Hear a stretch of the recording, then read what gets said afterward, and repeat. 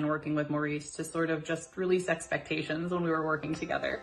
I am a small business owner that is experiencing some tremendous growth. And with that tremendous growth, we are experiencing some growing pains, whether it be work-life balance, structure in the business, and different things like that.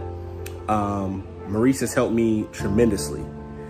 We go through things and he challenges me in ways that I had no idea I needed to be challenged. And when I say that he over-delivered during that session, that's an understatement. He truly over-delivered because I walked away so much clearer. I had more focus and also just being more motivated to start today. I recommend this class for anybody who feels like they're stuck in a place, not even necessarily as a leader, but just in a place in your life where you feel like you're stuck. I definitely recommend taking this course. It's transformative. It is intense for sure. My life has been positively impacted by the weeks that we have spent shifting our lives, our perspectives, so many different areas, that we dealt with. I really, really enjoyed taking this course as a couple. I recommend couples to take it because not only do you get to do the work as a person, we got to do the work as a couple, and it was amazing. It was thought-provoking. It was, dare I say it was life-changing, right? That's why Maurice F. Martin is the well-sought-after transformational coach that he is. What is going on, everybody? Listen, it is a special Monday edition of Hope Rising. I'm excited because I have you with me today. What's going on? Hello. Woo, woo, woo. See, this is reality. Everybody's always way more excited when you see her with me and it's an episode when it's not just me. And of course, you guys love it when all the guests are on, but these are the best ones. And so we wanted to make sure that we came on live. Look, you just saw the commercial announcement. The shift is live.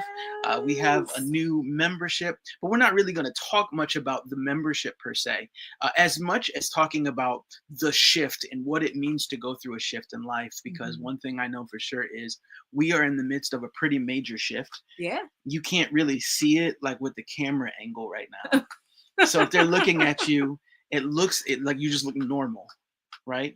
Well, bless God. Well, I guess you're not normal to be pregnant. Like I don't think that makes you not normal per se. So true. I know that those were the right word usages, that right? That happens, yeah. But I mean, in less than a month, we will have baby number 3. I'd call that a pretty big shift. It is. Yeah. It is. So I guess the question to start things off is there's a bunch of people who are watching today. They're in different parts of their life. And like there's people from all walks of life who I know listen to Hope Rising, watch Hope Rising. Some of them are coming from the education world, from the church world, from the business world. Yeah. When you think of the word shift or to shift in life, I guess the first question I'll give you is, what does that mean to you, say to you, speak to you, all that good stuff? Shift.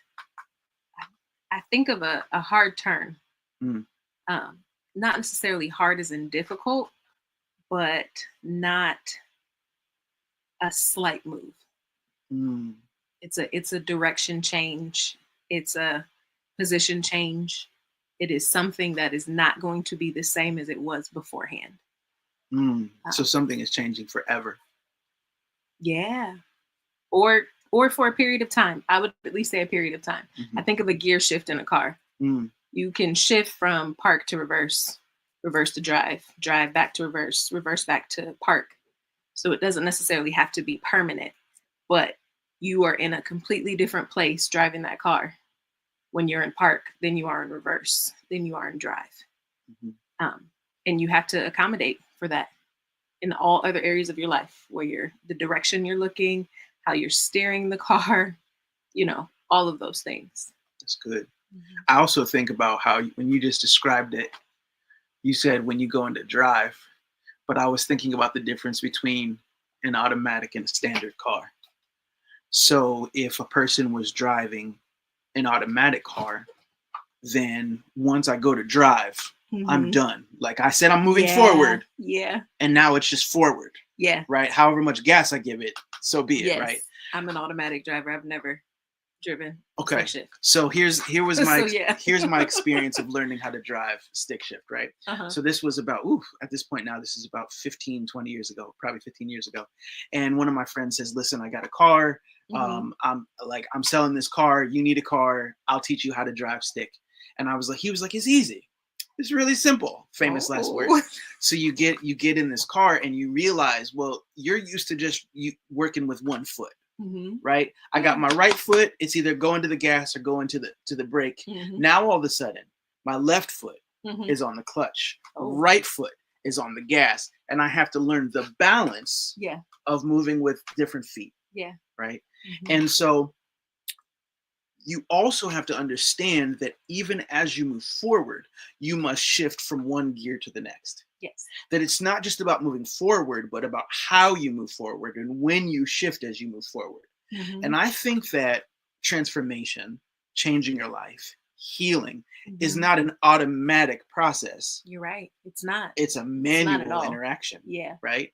So what has that been like for you? Because I know that when you speak, there's this way that you speak like to like the lives of people, like you just relate to people really well. In our lives, we've been through a lot of change, a lot of transition, different career paths, different homes, different ways that we've decided to raise our children. Like there's just a whole bunch of things.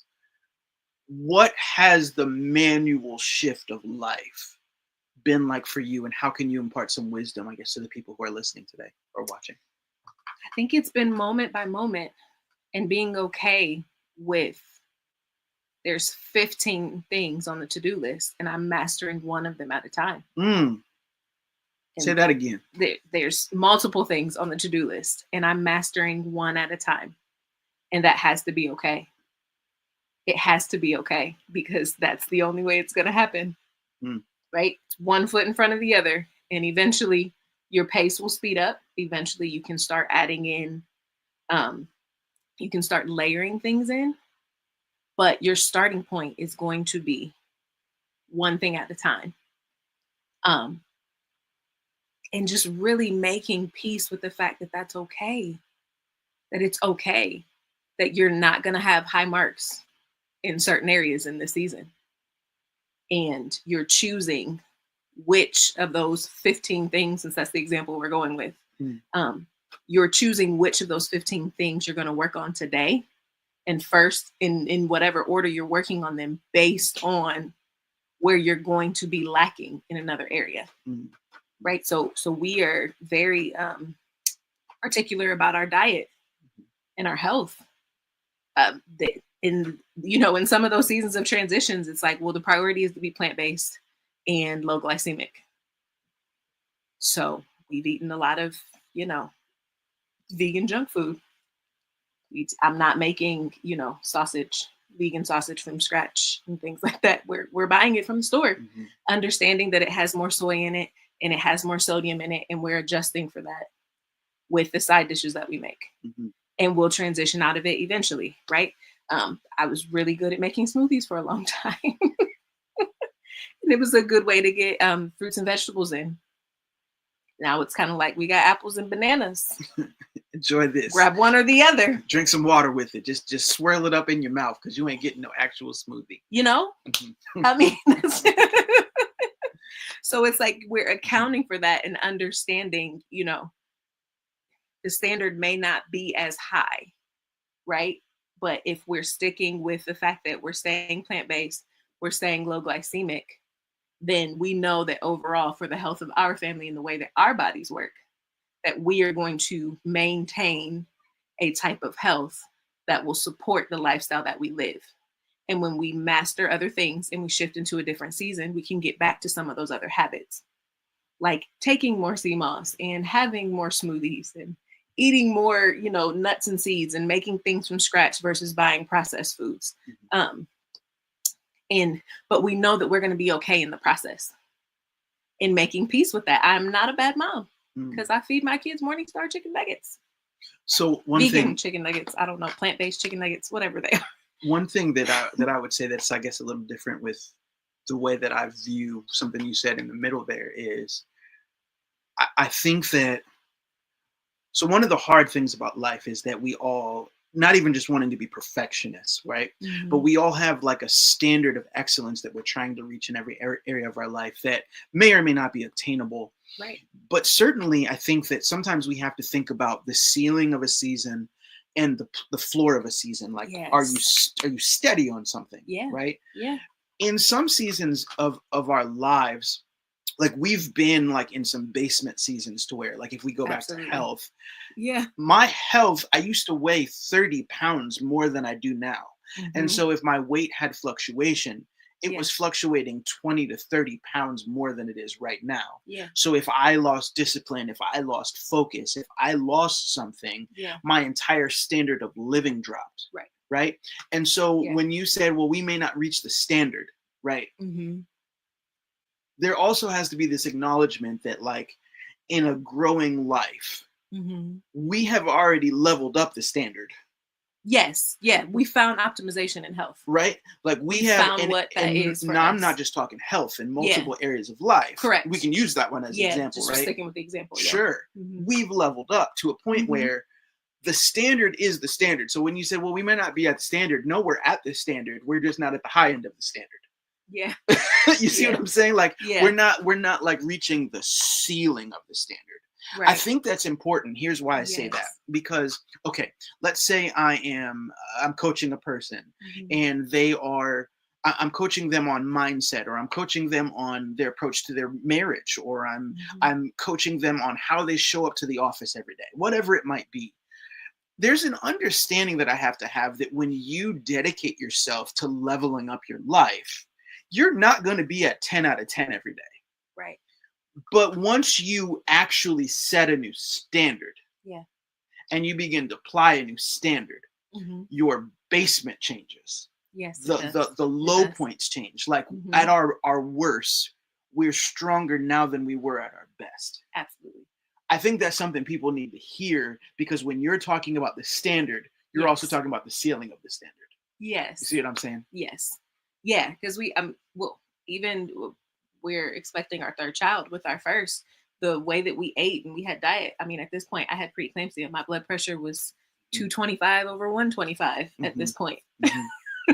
And I was like waiting to go into the hospital to deliver her early with the chance of NICU, because my body just could not handle being pregnant. I mean, that was the bottom. Yeah. I mean, so we in the process of us having, growing our family, we found optimization for health to where now I'm a couple weeks away from being delivered. I have no health issues. No, I'm just coasting. And we're still not at what we would call 10 out of 10. At all. And it'll get worse. Like the reality is, it won't, because we did the freezer thing. Oh, well, okay. Yeah, we can talk about that later. Yeah, that's very true. But I guess what I was thinking about in my brain, right? And so some of you could be listening. You're like, well, why did you even bring up the standard? Well, for me. Yeah. I bring up the standard for me because as a human, right? I want to be great at everything I do. At all times. And here is my honest reality. So we get to trimester 1 and half of trimester 2. Yeah. And Ashleigh is out for the count. Out. She is out. In bed, and like she ain't really going too far away from the bed. No. Well, here's reality. Yeah. The standard of me running some parts of our house as compared to you running some parts of our house, I can't get there. Right. And so then all of a sudden it's guilt and shame and beating myself down. I can't reach the standard. And I started to see my morale take a dip. Yeah. I saw my self-worth and self-esteem, like my own feelings of me taking a dip. Yeah. And at some point I had to realize, like, hold on a second. Will you give yourself some acknowledgement? There's a standard that you're holding up in this house right now, and a way that you're showing up in this house right now that the old version of Maurice couldn't have done. Yeah. Yeah. I had to be able to acknowledge that for myself, because like you can say whatever you want to me. You can give me whatever love, whatever support. But if appreciation, thanks, right, gratitude, all of it, right? Yeah. You can give all of it. Yeah. And at the end of the day, if you say, baby, thank you so much for the work you're doing, Mm-hmm. but I am devaluing the work that I'm doing by the mental chatter of my mind. Yeah. I'm nullifying all of your congratulations, all of your thank yous, all of your appreciation. Yeah. I'm silencing it all because the voices are so loud. Mm-hmm. Right. And so whenever I'm teaching about mindset and I'm teaching about how it is that you work on that chatter, that comes from my real life work of having to learn, no, my mental chatter is loud, just like yours. Right. Yeah. And so I think that that's really important. And so you, part of what you did and have done for our household is you're good at strategizing, planning, coming up with ways that we can create systems to get around transition. Yes. Could you speak a little bit to that? Because that's not necessarily my strong point, but it is yours. And I think that you add a lot of value when you talk about that sort of thing. Yeah. I mean, it comes down to understanding what the bare minimum is. Mm. What is the basement requirement for the season, for the diet, for the household, for the business? Like, what do you need to run a bare bones operation and still be successful?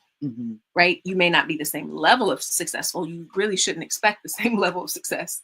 But you know, what do we need to keep up to? What are the priority points to keep everything alive and running? And then you figure out what those are. And in some situations, there may be like 2, and others there may be 5 or 6. And then you let that be the base that you work with. Okay, how do I do this in a way where I don't have to think as much? Like, I'm big on external brains. I try to create a system or a plan and write that sucker down and have it somewhere so that when my brain is not working or I'm pulled in multiple directions, I can look at it and it'll tell me exactly what to do. Because the more you manage, right? Like the more you grow, the more you have to manage, the less capacity you have to hold it all. And if you're not able to hold it, then all of those little things, like how you adjust your body when you feel like something's going to fall, you don't have that anymore because you're not holding it, you know? So you have to have a plan for it. And you're not necessarily going to be able to come up with a plan in the moment. And if you do have to come up with a plan in a moment, you're going to be better at coming up with that plan in the moment if you're not taking up space with things that you don't have to hold in your hands. That's good. You know? So yeah, it's about finding what bare bones is, what the basement is, and then figuring out what are the main things that we need to have. The least amount that you have to keep it alive, to keep it running. That's good. And I would almost say that step 2, after figuring out the bare bones, is figuring out the bare muscles. In other words, you need to know what the end all be all things are. You also need to know your strengths, bare muscles. What are the strengths that you're working with that you can leverage in a situation? I know I was thinking about, there was a client I was working with a few months ago, and he just referenced it last week when we were on a session. And I said, you know, do you feel like you know what is priority in this season at work, right? And he goes, yeah, I know, because I asked someone 2 days ago to make sure I was on the same page, because somebody coached me to do that. And we started laughing, right? Because the reality is there are these points in life where everything feels important. Everything feels important all the time. Everything feels important, especially if all you the have time. children, because everything feels important to them in every moment of every day. That part. And like the kids are in the next room, and we were like, okay, watch a show while we do this interview. And like right now they're arguing, like we can hear them audibly. And so like your spidey senses are like, do I have to go do something? Do I have to go say something? Everything feels important all the time. But if everything is important at all times, then nothing is important. Nothing is important. So there's these moments when I have to know, number one, what are the priorities? And then what are the strengths that I have? What are the things that I have to lean on, to stand on, to leverage, to handle the priorities? Right. We have to know that, because if you don't know what it is you bring to the table as a human, you're basically you're handicapping yourself in that moment. You are. And especially with our household, we know certain things, right? Like, we eat at the table. Some families are not families that eat at the table. I'm not judging you. I'm not knocking you. We eat at the table because when we don't eat at the table, there's food all over our house. which means there's more cleaning to do. Mm-hmm. We don't have time and energy to clean. Ain't nobody got time. So all food stays in one spot. So like we can go through seasons, right? Where I'm in the bed and you're working and taking care of the children and doing different things. And for us, bare minimum, the kids, every time they eat, they're going to eat at the table. Because that means we got one place to clean food and we're not worried about all of the things that come with food being all over your house. Before they eat. Because we all know about that. They say their prayer before they eat, and there's certain systems that are in place. Yes, they clear their plates. Yep. They wash their hands. Once again, if you've ever seen a 3-year-old eat a peanut butter and jelly sandwich and then walk through your house afterwards with all the jelly and peanut butter prints. It's just, so you find out what the bare minimum is. Everyone has to be fed. And then you find that everyone has to be fed. Things have to be clean. And then you find out what you have working for you that helps maintain that. Well, if everything goes to the table, then there's sets of rules that the kids know that we don't have to do much reminding and don't have to put in a whole lot of effort to get them to take agency over certain actions. That's good. And in the end, we have to clean less. Now that to some person, they're listening right now and they're like, what does that have to do with me as an entrepreneur? I'm thinking of a different client that I was working with last year. Yeah. And he was going through a bit of transition because he had one person that was running a whole percentage of his business, right? So they were managing a warehouse and they were over certain things. Yeah. But he found that he was always needed to get things done. Like he always had to like inject himself into stuff to make progress and so the questions became like, what does your company stand for? What do you believe in? And what have you then sold to them? Like, have you taken what is intrinsically in you? What is valuable to you? What is vision for you? Have you given it to them in a way that they can then be held accountable for holding it up? Yeah. And so that gave him, it's the same process now, right? Because now I'm asking, what are the bare bones? What are the strengths? How are we going to arrange this? And then how are we going to monitor it to find out if it's not working? And I think that one of the things that it's important for people to know in the midst of a shift is that your shifts will never be perfect. They won't. Right? No. That when I said, well, it's going to get harder, the reality is a month from now, we will not be sleeping, which we already kind of don't sleep because the kids like to come into our room almost every night in the middle of the night. In Jesus' name. Okay. So we already kind of don't sleep. and then there's going to be a baby keeping us from sleeping. And so we're going to be feeling out systems and having to have conversations and having to do and having to adjust and having to adapt. And none of that's necessarily fun. No. But it's all necessary. It is. Yeah. How do you personally handle the imperfection of those moments and like the friction of those moments? Because those moments are what stress you out. Like they're what frustrate you as a person. I don't mean you particular, but like us as people. How do you navigate that? Like what is the advice you give to somebody in those moments? I mean, keeping the main thing. What are the big three? What are the big five? And depending on where you are in your life, in your capacity, you determine whether you have big three or big five. What are they? And they're at the forefront. And you're filtering everything through them. And when I say you're filtering everything through them, I'm saying the decisions that you're making and the systems and the tools that you're using are running through whether they are helping you accomplish and achieve the big three or the big five. And that, I mean, that's how I do it. I'm like, I want to freak out. I want to spaz out, but I can't because that's not an option because this is life. Well, for me personally, I have to always remember that whether it's my big three or my big five, that me taking care of me is like number one, or I will spaz out. Right. That for me, and not everybody who's listening has to think of it this way, but for me, I will sacrifice me in order to take care of everybody else and then like when everybody needs me, I'm not available, right? Yeah. And so Yes, I have to yeah. make sure that I am prioritizing taking care of me, getting healthy as me, and I'm trying to figure those things out while trying to figure out everything else. Because if I don't do that personally, that's what makes me burn out. Yeah. Right, because I'm just pouring and pouring and pouring Mhm. and trying, and I just will run myself ragged Yeah. if I don't prioritize within how we're managing us. How are you managing you? Yeah. And That's see, very important for me.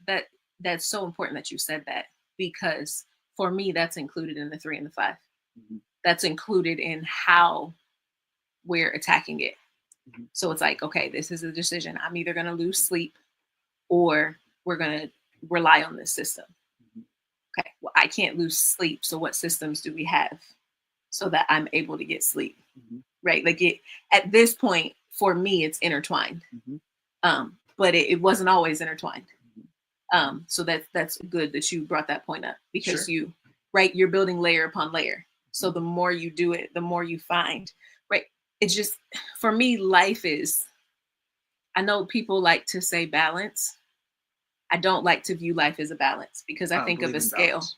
Yeah, I don't believe in it either. Because to me, it's like this thing is over here and this thing is over there, and I'm trying to make the two even. And that never works, because one, I always have 15 things and there's only 2 scales. So you've already lost me. I like harmony. That's part of why our company name is Total Harmony. Mhm. And in harmony, you're finding out how whatever the number of things are able to coexist and complement each other at the same time. Mhm.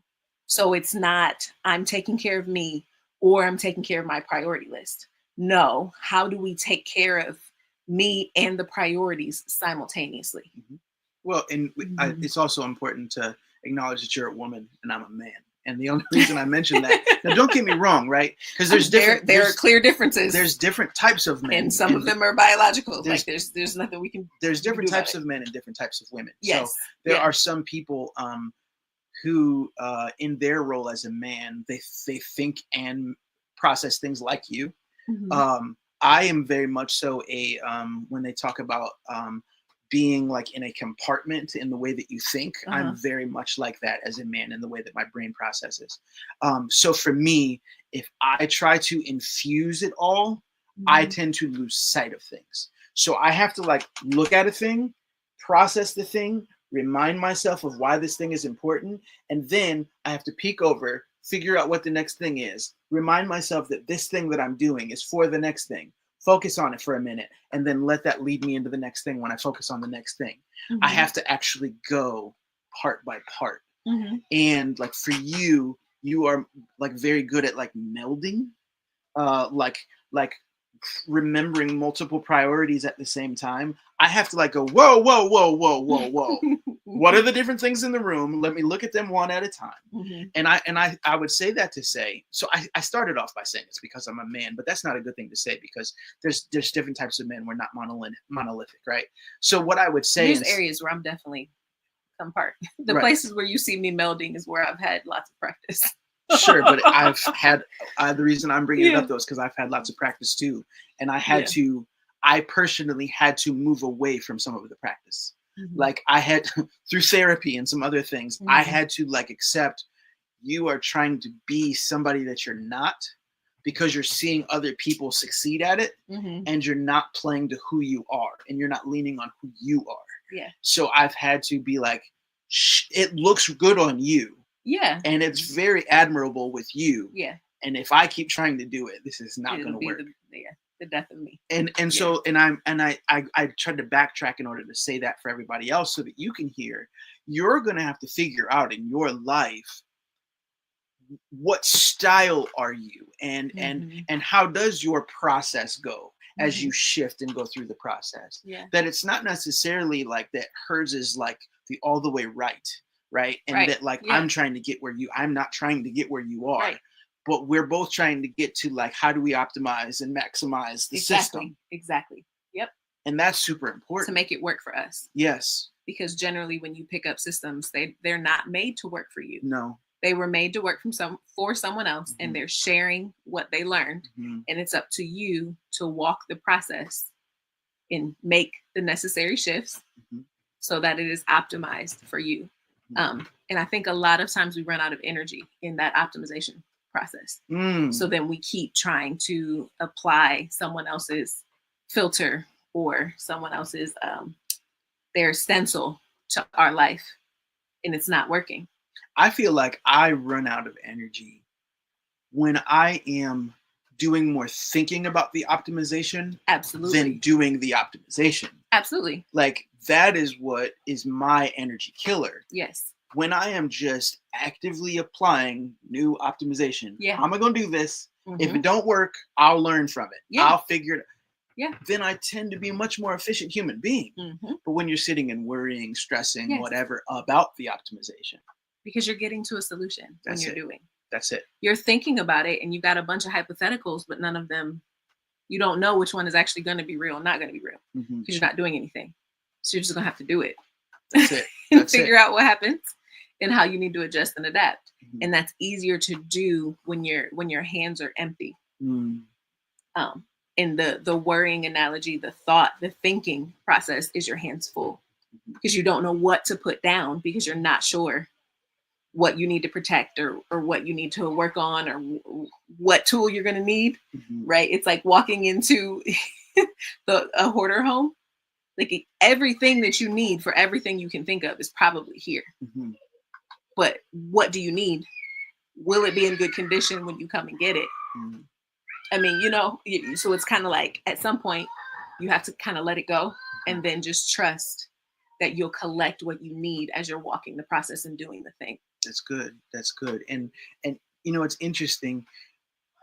One of the things that I've often experienced when I coach, when I teach, when I speak, when I do all these things, is people are like, I can't imagine you ever struggling because of how well you teach. Oh my goodness. And I'm always like, no, I teach well because I'm telling you real life what I do. Yeah. Including how I get me who's on the floor off of the floor to walk again. Like I'm telling you, you have to have a moment of saying, get up off your mat and walk. And you have to go, Maurice, I don't care if you want to get up off the mat or not, get up, right? Like there's these moments. Yeah. And so I think that people need to hear these conversations because, and I'm a very transparent coach. I'm a very transparent speaker. I always say I struggle. Yeah. I always say I have hard times. I always say I get depressed and get anxious. I talk about it, but people are looking at you and what's happening is they're hearing your anointing. Yeah. Right? The anointing makes it look easy. And something I've been thinking a lot about lately, I haven't said this to you before, but like, I don't want to look like the test. I'm supposed to look like the testimony. Yeah. Right? So no one wants to look like the test. That's it. So when you see me, you don't want to look like the hazmat situation. That's it, right? Not the hazmat situation. I mean, but you don't want to look like the building when it has the yellow caution tape wrapped around it. That's it. When they demolished it and they're spraying it down with water so that it doesn't start a fire and burn down the city. That's not what you want to look like. And so like there's a lot of people when they see you operating or when they see you moving in the areas of your strengths or of your God-given gifts, they think that you're trying to put on. And one of the things that I say often to people is, if you see the polish coming off of me, I'm not trying to be polished because the areas where I try to be polished are the areas where it looks the least polished because I'm not good at pretending. Yeah. I'm very bad at pretending to do anything. Yeah. You're actually seeing the oil from the press. Yeah. That life has pressed in such a way and has been hard in such a way that it has produced something. Right. I very rarely teach something that I have not walked through or experienced on some level, or been mentored or am being mentored in some level. Yeah. And so there's something in that I think people need to hear, that when you look at the people that you admire, the people who you look up to, you have to understand that it's not that they don't have struggles, that they don't have problems, that they don't get it wrong. Right. It's that you're seeing them on the other side of the test and they're in the midst of the testimony, and you'll be there too if you're willing to endure and to walk through your own process. I have something else to add to that because you're not always seeing them on the other side. That's good. oftentimes you're seeing them in the process, and they're showing you the parts of the process that are necessary for you to get to the other side. I don't actually agree with that. Okay, well, let me walk this out. Why am I saying this? Because oftentimes you hear a lot of people, especially like people will say this about our marriage, like, oh, like they never have any problems in their marriage. Like they don't argue, they don't, mistreat each other sometimes, they don't blah blah blah blah blah. So a lot of times you're seeing these conversations, or you're seeing us interact with each other. You're seeing us show up to events. And what you are seeing from us is the process. We may have had an argument. We may have mistreated each other in some way. We may be frustrated. What you're seeing is us choosing grace for ourselves, for the mistakes that we made, for our spouse, for the mistakes that they've made. And you're seeing us choose to press forward for the vision that we have been given for our family. That does not mean that whatever frustrating thing didn't happen. It just means that you're not necessarily supposed to see us fight. That's not the beneficial part for you. Seeing us have a fight is not the beneficial part of our marriage being real for you. Seeing how we adapt and adjust after a fight, how we adapt and adjust after we've mistreated each other, is the part that's beneficial for you. And that's the reason that I'm saying that, because I hear, especially on social media, I see a lot of people, well, y'all not being real, and we want the authentic. Like, I want to see you crying after you two have had an argument, right? I want to hear you telling me the mess that your husband does or the mess that your wife does. And it's like, but how is that beneficial to you? Because you've met somebody who's had our mess. Because typically in the world, there's certain type of messes that are common. And you've heard the story over and over and over and over again. And there's different nuances for each couple, but you hearing it is not the part that's going to help you, because you've heard it over and over and over and over again. The part that's going to help you is witnessing how you pick yourself up, how you manage yourself, how you care for yourself, how you continue to press forward in a vision in a difficult time, how you push through and get to a different place. So oftentimes I just want people to be like mindful of that, because I think sometimes people get the rap of being inauthentic when they're just not sharing things that aren't other people's business. That's good. Right? That's true. And I would just simply say that there's a world full of people who are fake.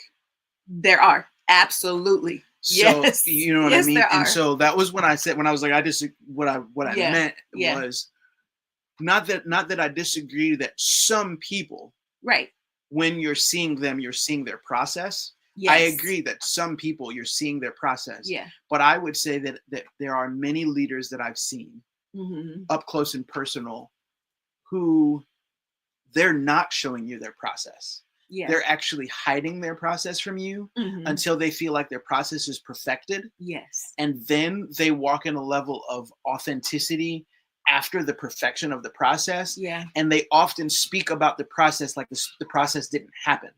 Yeah. It's like they whitewash. Yes. The struggle. Yeah. Right. I get what you're saying. Yeah. And so like, yeah, there's when I see people doing it authentically, who are the people that we are mentored by, or the people that we are inspired by, and who we're trying to emulate, there's an approach that they bring that's like, listen, when it gets hard, blah, blah, blah, blah, blah, blah, blah. Right. And you're like looking at them like it gets hard for you, but there's a transparency when it gets hard. They're saying that these are the things I lean on. These are the things I do. These are the things. So there's a muscle. That. So now, because you said when, I'm watching and I'm seeing the ebbs and flows of your emotion, the ebbs and flows of how you're showing up and arriving. Yeah. And I'm saying, oh, that's your process. Part of the reason there's so many people who are like, no, I need to hear what y'all got to say for real, is because many of those people are responding to all of the fake people in the world who take the photo on Instagram, Right. but hate each other. Yeah. Right? Yeah. Like we don't want to be anywhere near each other, but we will take all the photos together Yeah. to pretend, even though we just filed for divorce. Yeah. Right? Yeah. And so I understand to an extent when people are like, no, I need to see receipts. Like, I get where that comes from. I just think it's appropriate receipts. Yeah. Oh, and yeah. most of the 100%. time, like hearing all the details of the messy mess that somebody just walked through is not an appropriate receipt. I agree. Like something happened, both of our hearts are broken, and we're walking through it. Is a part like, did they do X, Y, and Z? Is your husband on OnlyFans? Is it blah blah blah? Is your wife, is she demeaning when you walk in the house? Like some of those things are like the specific details are not going to help you. Yeah, no, I agree. They're more gonna help you stay stuck where you are, because a lot of times our feelings can keep us stuck to where we cannot commit to the actions that move us from the stuck place. Ooh, say that again. A lot of times our emotions and leaning into them, and hear what I'm saying. I'm not saying that you don't lean into your emotions, right? Because you have to be a healthy individual, which means you have to know what you are feeling, and you have to do a certain amount of digging to find out why you were feeling what you were feeling, so that you can get a solution to resolve how you're feeling. I am not negating any of that. Excuse me. I'm not negating any of that. But oftentimes we can get so caught up in our emotions that we get stuck in the process of knowing what we feel and wanting to feel validated in what we feel. And we don't do enough of gathering intel and information to find a solution to move forward. So you kind of get stuck in this place where you know all of the things of why you feel how you feel and where they originated from and how they're swirling around you right now. And you can't do anything else. And you just are stuck in that repetitious cycle, which keeps you in your broken place and keeps you further and further away from the solution that you're looking for. And that's what I'm talking about. We don't want to be there. We want to do that work and go through those hard processes because it's hard and it hurts and it sucks, right? But it's necessary. You want to do that work, and then you want to take it and use it to find solutions to move you forward to the next place. Well, there's part of the formula of what you're describing is that there's a certain amount of honesty that must be applied to the process you're describing, right? And so, I'll take everybody inside of the, the chemical dependency world, the drug and alcohol world, right? That's the easy example. So you're sitting in front of a person and you ask them a simple question. Why do you drink? Why do you get high? And so what you hear people say often is, I've been through rehab 5 times, 10 times, and the whole time I've been trying to figure out why I'm drinking. So they're in the midst of this emotional cycle. They're in the midst of this process. And one of the things that I've often done in those moments is say, are you serious? Like, you do know why you drink. And they're like, I told you I've been in and out of rehab 10 times. And no. You know what it is that's happening on the inside of you.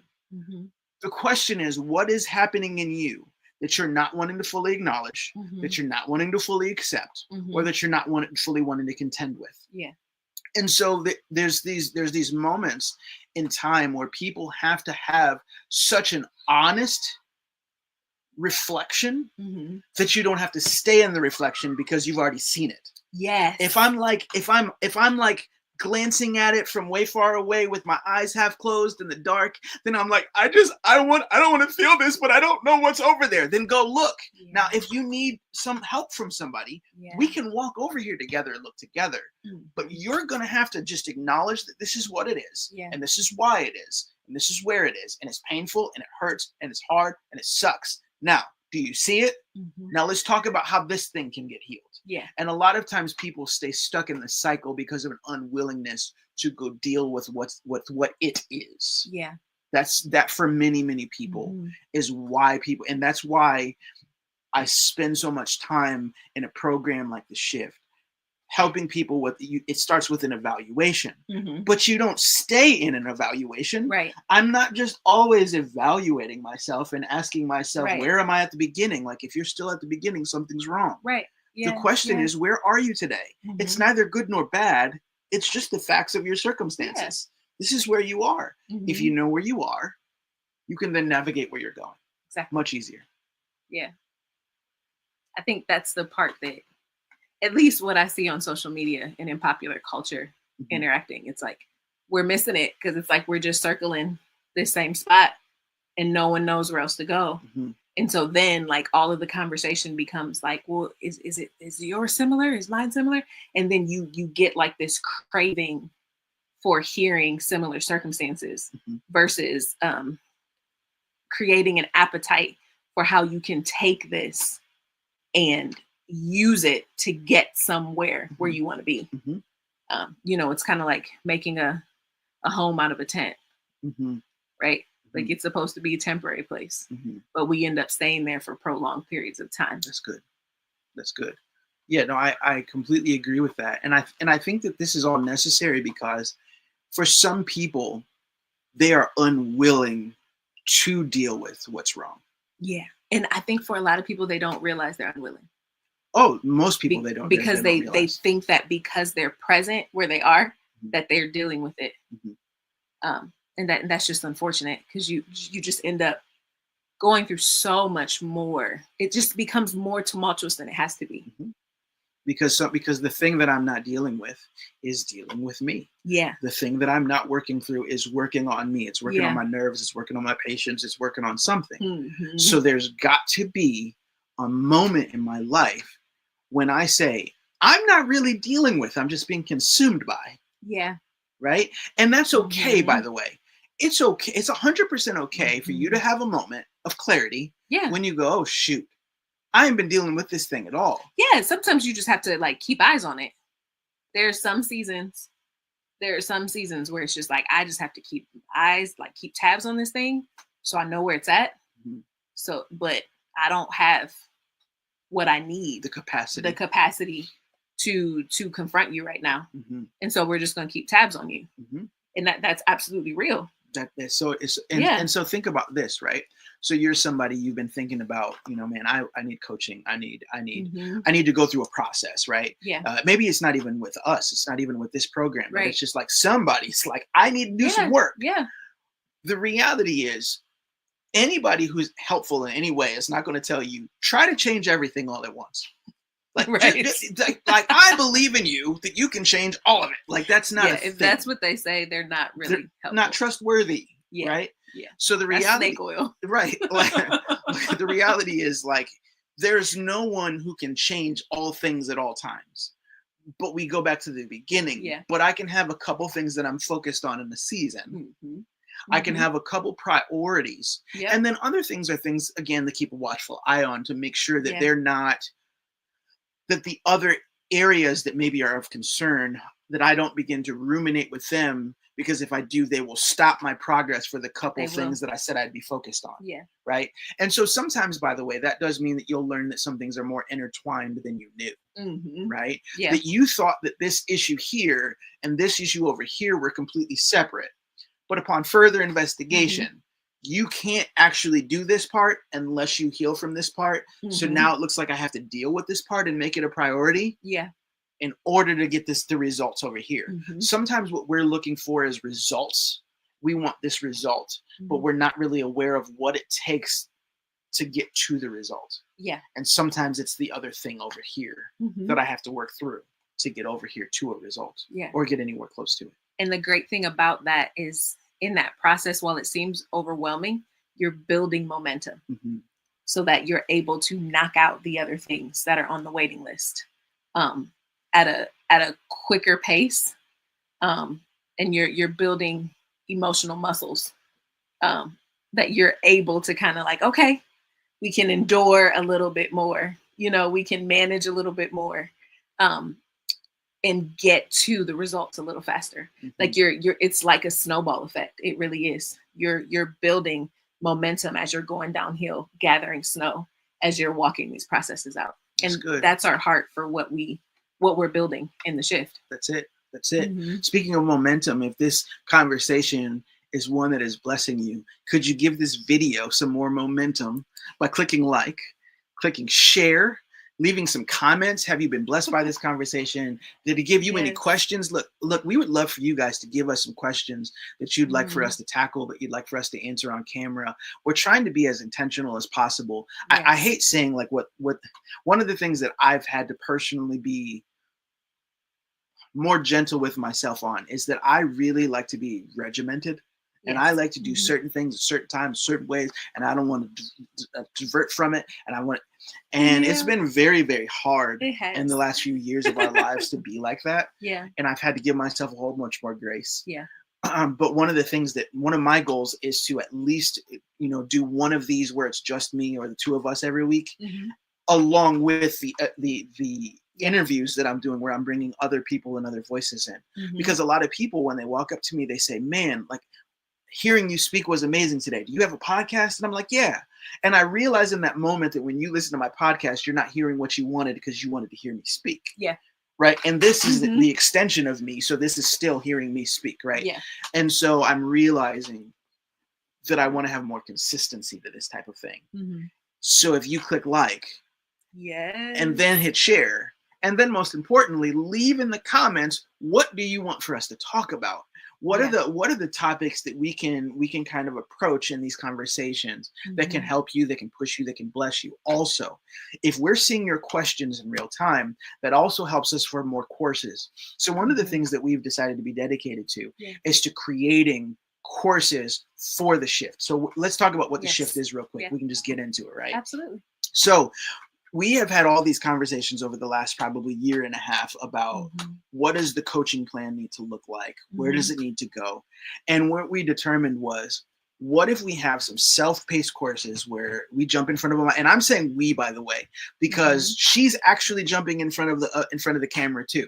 And so right now specifically, we're working on a course called Practical Spirituality.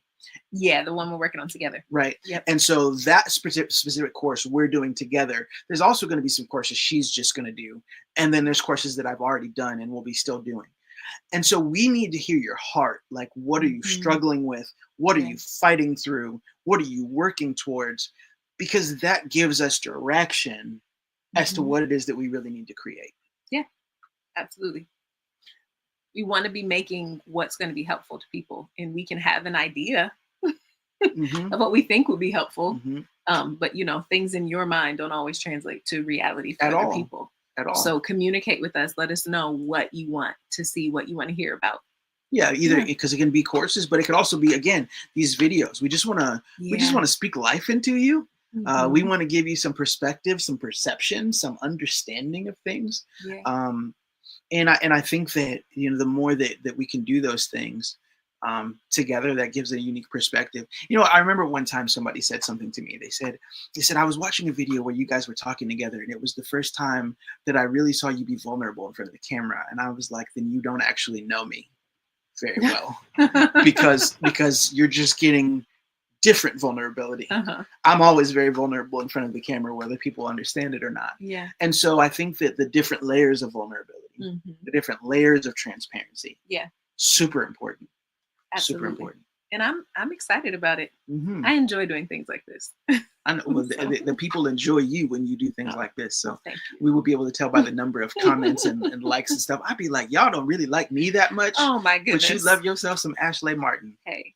Hallelujah. I'm supposed to be a favorite factor. So well, at least it's working. It is definitely working. It always works.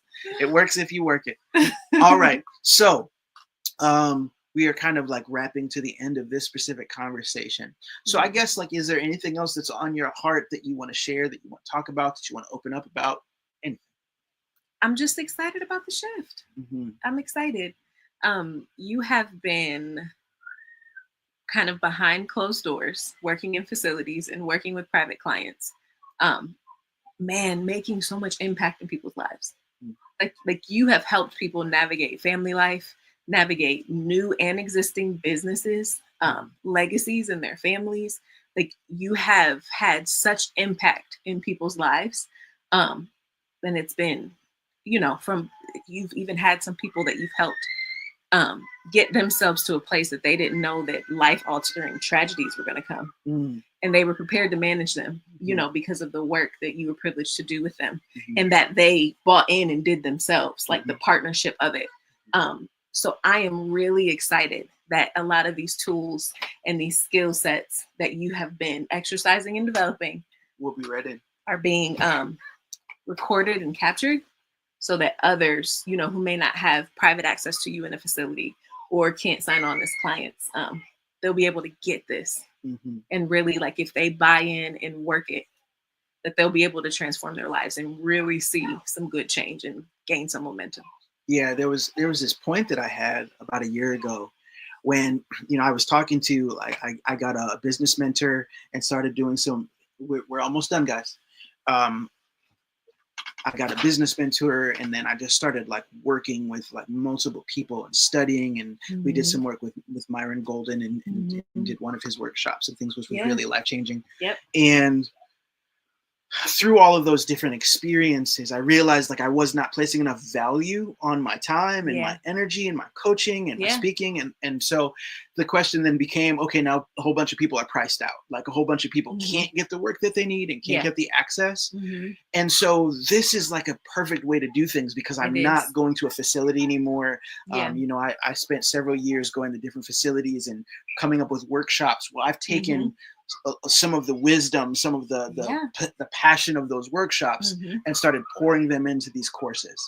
And so I think that people are really going to get a chance to experience something that I think that sometimes when people hear people talk about themselves and say the things I do are transformative, they think it's ego or pride. Right. But the reality is that whatever the gift is that God has given me and given us as a family, we are certainly a family who was put on the earth to bring forth healing and restoration. And healing and restoration are absolutely things that we're getting. But could you go check on the kids? That there's healing and restoration in the next room.